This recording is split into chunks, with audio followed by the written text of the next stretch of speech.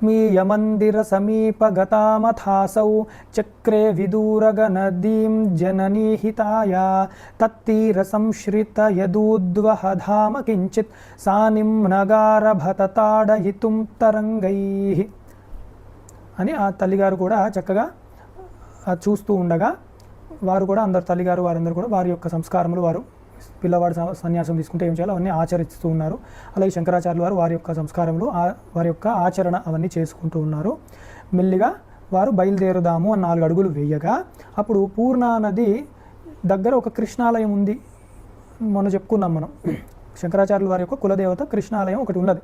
పూర్ణా నది ఇలా తిరిగి వచ్చినది కదా, అందులో ఆ పూర్ణా నది ఎంత ఉత్సాహంతో ఉంది అంటే నేను ఇప్పుడు గంగను సాక్షాత్ శ్రీ మహావిష్ణువు యొక్క పాదాలను కడుగుతున్నాను అన్న ఉద్దేశంతో ఎక్కువగా ఉవ్విళ్ళూరుతూ ఆ కృష్ణాలయంలోకి వచ్చేసి రోజు కృష్ణుడికి అభిషేకం చేయడమును ఆ కాళ్ళని కడగడము చేస్తూ ఉందన్నమాట. మరి దాని పని అది చేసుకుంటుంది చక్కగా స్వామి కార్యం స్వకార్యం అనుకుంటూ పూర్ణా నది. అందుకని అక్కడ చూడగా కృష్ణుడి గుడిలో ఆ నీళ్ళన్నీ వచ్చేస్తూ ఉన్నాయన్నమాట. వర్షాసు వర్షతి హరౌ జలమేత్య కించిత్ అంతఃపురం భగవతోపనునోదమృత్స్నాం ఆరబ్ధమూర్తిరనఘాచలితుం క్రమేణ దేవోభిభేదివ నముంచతి భీరుహింసాం. అయితే అప్పుడప్పుడు వర్షాలు పడడము, అలాగే కొంచెం జల ప్రవాహం ఎక్కువ అవడము, అలా రావడం వల్ల ఏమైంది అంటే ఆ జల ప్రవాహం వల్ల ఆ పూర్ణా నది ఆ గుడిని కొంచెం కదిపేసింది.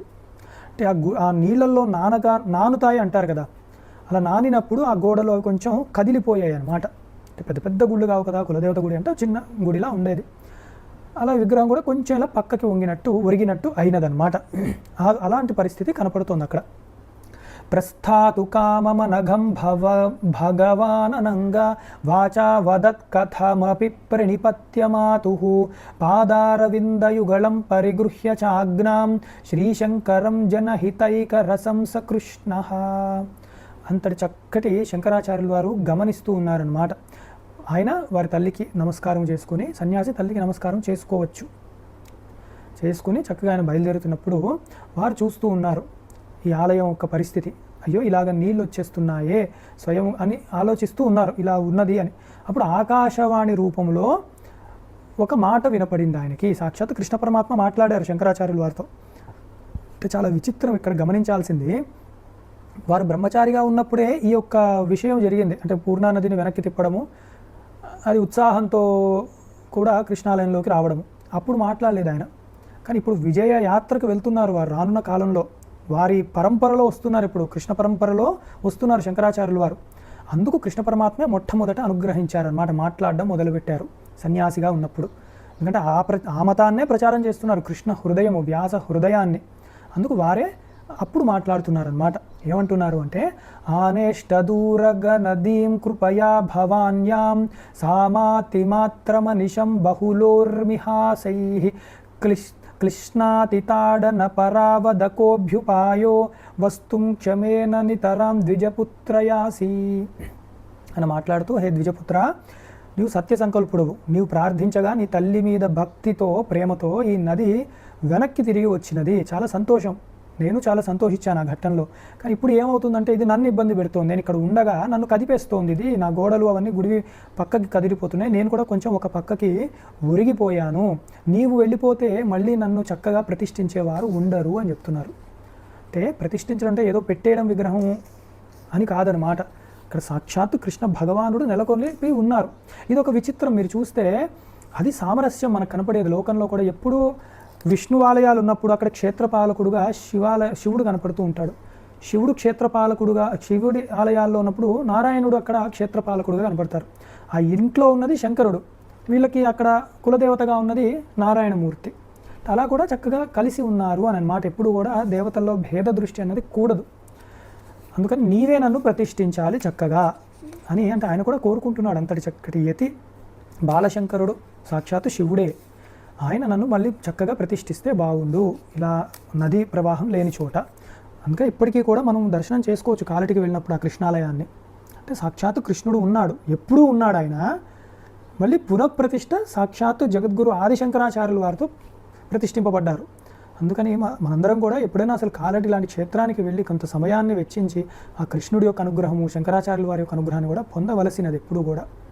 అందుకని తర్వాత ఆకర్ణ్యవాచమితి తామతనుం గురుర్నః ప్రోద్ధృత్య కృష్ణమచలం శనకైర్భుజాభ్యాం ప్రాతిష్ఠపన్నికట ఏవ నయత్ర బాధా నద్యేత్యుదీర్య సుఖమాస్వచిర్గాయచేతి.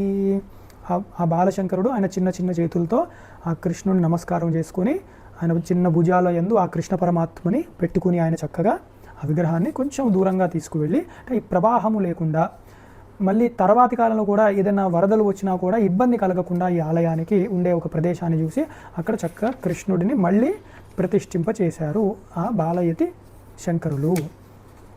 తస్మాత్ స్వమాతురపి భక్తి వశాదనుజ్ఞ ఆదాయ సంస్కృతి మహాబ్ధి విరక్తిమాన్ సహ గంతుం మనోవ్యధిత సన్యసనాయ దూరం కిం నౌ స్థితః పతితుమిచ్చతి వారిరాశౌ.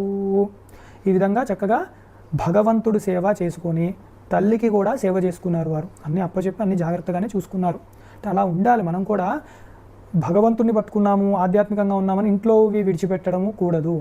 ఇంట్లోవి పట్టుకున్నాము కదా అని చెప్పి దేవుడికి దూరం అవుతా అంటే అంతకంటే మూర్ఖత్వం అసలు ఉండదు.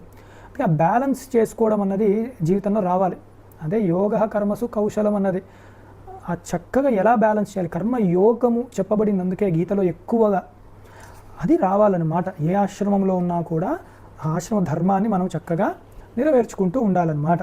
అప్పుడు అలాగా గురు దేవతా సేవ, తల్లి దేవతనే, కృష్ణ భగవానుడి యొక్క సేవ, అలాగే సాక్షాత్తు ప్రత్యక్ష దేవతా స్వరూపమైన తల్లిగారి యొక్క సేవ అనుమతి కూడా తీసుకొని ఆయన ఈ సంసారము నుండి పూర్తి విరక్తుడైన ఆ బాల యతీంద్రుడు తర్వాత సశాస్త్రీయముగా మళ్ళీ సన్యాసము తీసుకోవాలి అని చెప్పి వారు బయలుదేరారన్నమాట. చక్కటి గురువుని వెతుక్కోవాలి. నేను ఇప్పుడు సాంప్రదాయబద్ధమైన గురువు దగ్గర నేను ఆశ్రమ స్వీకారాన్ని చేసి మహావాక్యముల ఉపదేశాన్ని పొందవలసినది అన్న ఒక సంకల్పంతో వారు అక్కడి నుంచి తల్లిగారి నమస్కారం చేసుకుని దేవతకి నమస్కారం చేసుకుని మెల్లిగా బయలుదేరారు వారి యొక్క విజయయాత్రకు. ఇక్కడతో ఒక ఘట్టం చక్కగా పూర్తయిందన్నమాట. ఇక్కడ మనం చూడవలసినది, సన్యాసము తీసుకోవాలి అంటే తీసుకున్నాక అన్నీ నేర్పడం అన్నది అసలు కూడదు. అసలు అది పద్ధతే కాదు. అసలంటూ వాడికి సాధన చతుష్టయం, మనకి వేదాంతం వినేవాళ్ళకే సాధనా చతుష్టయం చెప్తుంటే సన్యాస ఆశ్రమంలోకి వెళ్ళేవాడికి ఎంత తీవ్ర వైరాగ్యం ఉండాలి. అలాంటి వారు శంకరాచార్యులు వారు, ఆ పరంపరలో వచ్చిన వాళ్ళు. అందుకని మాట సన్యాసం కలిలో కూడా ఎందుకు వద్దు అంటున్నారు అంటే మనం ఈ కాలంలో చూస్తున్నాం. ఎందుకు సన్యాసం తీసుకున్నారో యథార్థాన్ని పాపం తెలియదు వాళ్ళకి. వాళ్ళ పెద్దవాళ్ళు పిలిచి వీడు దేనికి పనికిరాడేమో అని చెప్పి ఒక వస్త్రాన్ని ఇచ్చేసి, ఒక ఆశ్రమాన్ని ఇచ్చేసి, ఒక పేరు వేసేసి 10 మందిని చూసుకో అనడం, అదొక జీవన ఉపాధిలా తయారవుతోంది. అది ఎంత పొరపాటు అసలు. అందుకని కూడదన్నమాట. సన్యాసం తీసుకుంటామని ఉత్సాహానికి కూడా ఎవరు వెళ్ళకూడదు. అంత వైరాగ్యము ఉంటే అప్పుడు జగద్గురువుల దగ్గరకు వెళ్ళి అడగాలి, నేనున్న పరిస్థితిలో ఏది నాకు శ్రేయస్సు, ఆశ్రమ స్వీకారం చెయ్యగలనా అసలు, లేదా కర్మని యోగముగా స్వీకరించి ఉన్న చోటే జాగ్రత్తగా ఉండగలగాల. ఏది ఏమైనా బాగా గుర్తు చేసుకోవాల్సింది ఏమిటంటే జ్ఞానాన్ని ఆర్జించాలి మనము. లేకపోతే ప్రతి ఆశ్రమము వ్యర్థమైపోతూ ఉంటుంది మనకి, అంటే జీవితం వ్యర్థమైపోతూ ఉంటుంది. అందుకు చాలా జాగ్రత్తగా ఉండాలి. ఇక్కడ ఒక్క విషయం చాలామంది నేను విన్నాను, పెద్ద పెద్ద వాళ్ళు కూడా చెప్పేస్తూ ఉంటారు. శంకరాచార్యులు వారు ఆ రోజు సన్యాసాశ్రమం తీసుకోకపోతే, ఒకవేళ వాళ్ళ అమ్మగారు యొక్క మాటను విని గృహస్థుగానే ఉండిపోతే, ఇంతమంది చేత ఆయన భిక్ష తీసుకునేవారు కాదు, ఇంతమంది తల్లులు ఉండేవారు కానీ ఏదో గొప్పగా చెప్పానని అనుకుంటారు.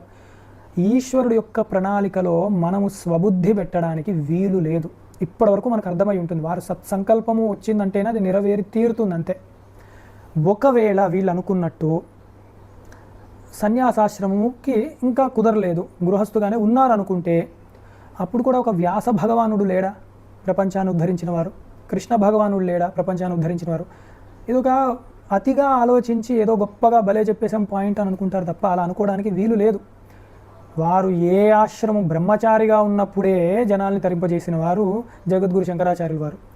అట్లాంటి వారు ఇక్కడ సన్యాసాశ్రమం తీసుకున్నా లేకుండా గృహస్థాశ్రమంలో ఉండిపోయినా ఒకవేళ ఖచ్చితంగా వారి యొక్క కార్యమును నెరవేరుస్తారు.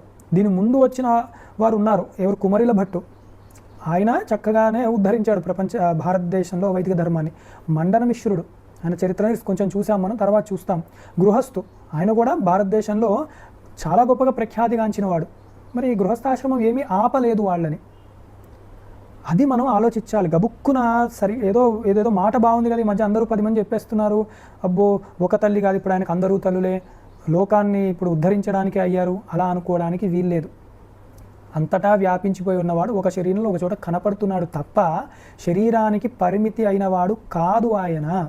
కాబట్టి ఈ ఆశ్రమములు ఇవన్నీ కూడా మనకు చూడడానికి తప్ప వారికి యథార్థానికి లేదు. జ్ఞానికి ఎప్పుడూ ఏది లేదు. కోవిది కో నిషేధ అంటారు. నా దేవాన దేవ నా లోకాన లోక నా వేదాన వేద అని చెప్తారు అన్నమాట ఒక చోట ఉపనిషత్తులో. వారికి యథార్థానికి అసలు తెలుసుకునేది తెలియకూడనిది ఏదీ లేదు. వారికంటూ దేవత అన్యముగా కానీ ఇతరముగా కానీ ఏదీ లేదు. అలాంటి గొప్ప స్థితిలో ఉంటారు జ్ఞానులు. బట్ అలా అన్నామని చెప్పి ఎవరు పడితే వాళ్ళని మళ్ళీ కోపకు తీసుకురాకూడదు, అదొకటి హెచ్చరిక మళ్ళీ. అందుకని చెప్పి మనము శంకరాచార్యులు వారు ఇలా లేకపోతే అట్లా అయి ఉండేది, అలా లేకపోతే ఇట్లా అయి ఉండేది, ఇలాంటి కువాక్యలే అని చెప్పొచ్చు. ఇలాంటివి మనం ఆలోచించక్కర్లే. వారు ఎక్కడున్నా కూడా జగత్తును ఉద్ధరించగలరు. అయితే వారు కైలాస శంకరుడుగా ఉన్నప్పుడే నేను అవతరించి బ్రాహ్మణ కుటుంబంలో తర్వాతి కాలంలో సన్యాసాన్ని తీసుకొని అప్పుడు ఉద్ధరిస్తాను అన్నారు. ఆ మాట నెరవేరు తీరుతుంది అంతే. ఏదో ఈ ఘట్టం వచ్చింది, ఇది ఘట్టం రాకపోతే ఇట్లా అవుతుందని మన స్వబుద్ధి పెట్టక్కర్లేదు. అంటే ఎందుకంటే ఆ క్యారెక్టర్ని బాగా అర్థం చేసుకోవాలి మనం. ఒక శంకరులు, ఒక ఈశ్వరుడు, ఒక ఆర్యాంబ, ఒక వ్యాసులు వారు, కృష్ణ పరమాత్మ, వీరి క్యారెక్టర్ని మనం అర్థం చేసుకోలేకపోతే ఏదో మన ఆలోచనలు వాటి మీద రుద్దుతూ ఉంటాం. సినిమాటిక్గా ఆలోచించకూడదు ఎప్పుడు. ఈశ్వరుడు యొక్క తత్వాన్ని ఆలోచించాలి. అందున మనం వేదాంతం చదువుకునే వాళ్ళము, భగవద్గీత లాంటి గొప్ప గ్రంథాలను అభ్యాసం చేస్తూ ఉన్నాం. కాబట్టి మనకి ఈ తత్వం అర్థం కావాలి ఎప్పుడు అని చెప్తూ ఇక్కడికి ఒక గొప్ప ఘట్టమైనది. తర్వాత